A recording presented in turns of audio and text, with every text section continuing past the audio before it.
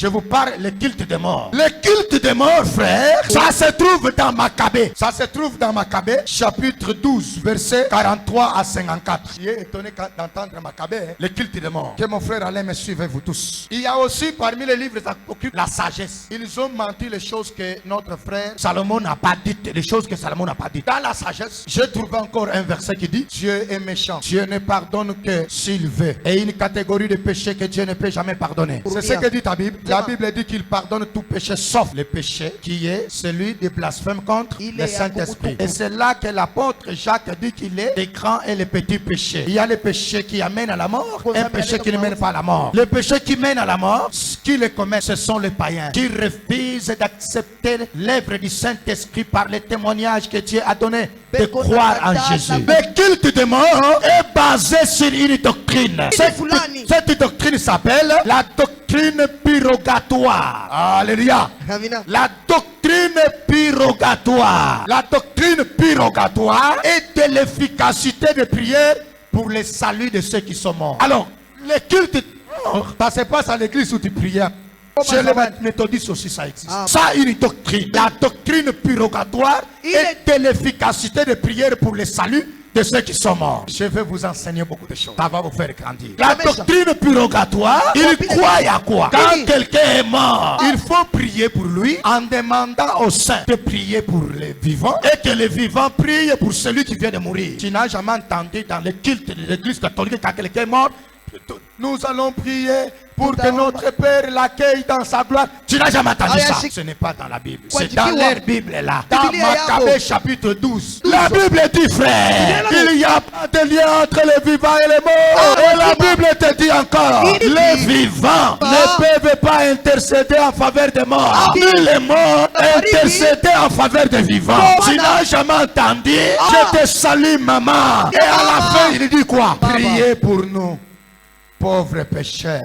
Il s'appuie sur la doctrine purgatoire. Marie était une servante de Dieu. Dieu l'a utilisée pour que le Messie vienne. Elle-même était sauvée par Jésus. Jésus n'a pas de mère. Car Paul nous dit, lui le Seigneur est esprit. Un esprit n'a ni père ni mère. Mais Dieu a utilisé Marie pour que le Seigneur vienne. Ne dites jamais que Marie c'est notre mère. Ne dites jamais que Marie c'est la mère de Dieu.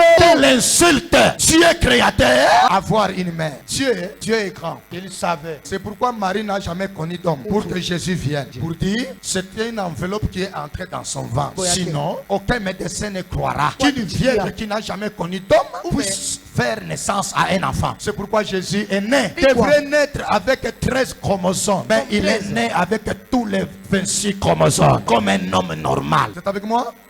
Comment ça se passe? Ils croient dans cette doctrine que quand quelqu'un est mort, ils ont ce qui est dans la Bible, frère. Jésus, la Bible dit, je vais vous le lire. Luc, il dit, plusieurs ayant entrepris de commencer un récit des événements qui se sont accomplis parmi nous, suivant ce qu'ils ont transmis, ceux qui ont été témoins oculaires dès les commencements et sont devenus des ministres de la parole. Il m'a aussi semblé beau, après avoir fait des recherches exactes sur toutes ces choses depuis leurs origines, de les exposer par écrit d'une manière suivie. Excellent Théophile. Il s'adresse à qui?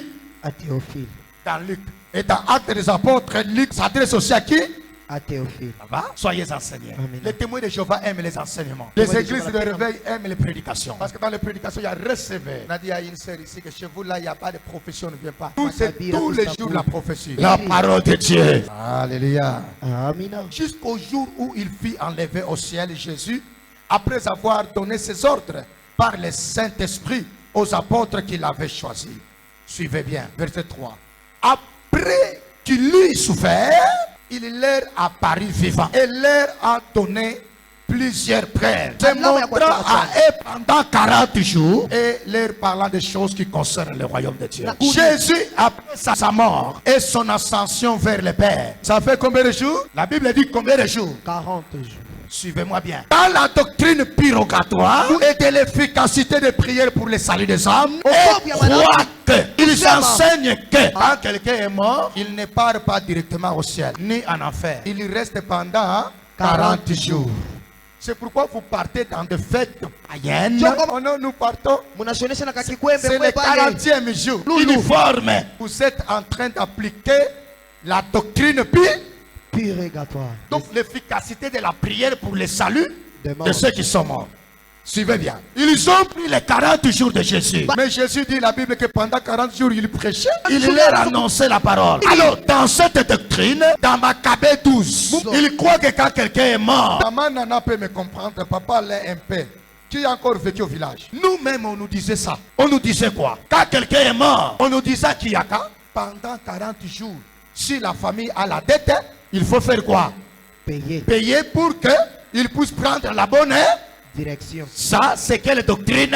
Et de l'efficacité de la prière pour le salut. Ça se trouve dans Maccabée chapitre 12, verset 34 à 54. Culte de mort. Et qu'est-ce qu'on dit? Ces gens-là, lorsque vous arrivez à la date de la mort de quelqu'un qui leur était cher, il faut vous dire, gardez une pensée pieuse en mémoire de l'illustre disparu. Il y a un frère de notre église mère. J'ai besoin que tu me coupes ça bien, je dois lui envoyer. Les jours de la mort de sa femme. Je parle de ton nom. Il t'envoie toi aussi le message là. Chaque jour de la date de la mort de sa femme, il nous envoie le message. Veuillez garder une pensée pieuse en mémoire de notre sœur qui est décédée. Ce n'est pas biblique. Je l'ai compris parce qu'il vient de l'église catholique. Il était au séminaire à l'église catholique. Il faut qu'on enseigne la parole pour que quelqu'un sorte. La Bible dit que si le Fils vous a franchi, vous serez réellement libre. On ne garde pas la pensée pièce pour celui qui est mort à la date de sa mort. C'est ça la doctrine purgatoire. Dans cette doctrine, on enseigne que pendant les 40 jours-là, vous pouvez jeûner, prier pour que celui qui est mort, Dieu pardonne ses péchés. Non. Les bêtises qu'on enseigne là-bas. Et les gens vont jeûner. Et le 40e jour, vous allez vous réunir, vous fêtez. Vous fêtez quoi? Vous fêtez la personne là qui est morte. Donc pour vous, Dieu a pardonné parce que vous avez prié. Et il va aller. Et le monde est entré dans cette bêtise. Le jour de ma mort, que personne ne vous trompe si tu es encore vivant. Il n'y a pas de 40e jour. Dites-moi un vrai amen. Il n'y en a pas. C'est la malignité des gens de ténèbres. Si vous voulez prier pour quelqu'un, pour que Dieu lui pardonne, priez quand il est vivant.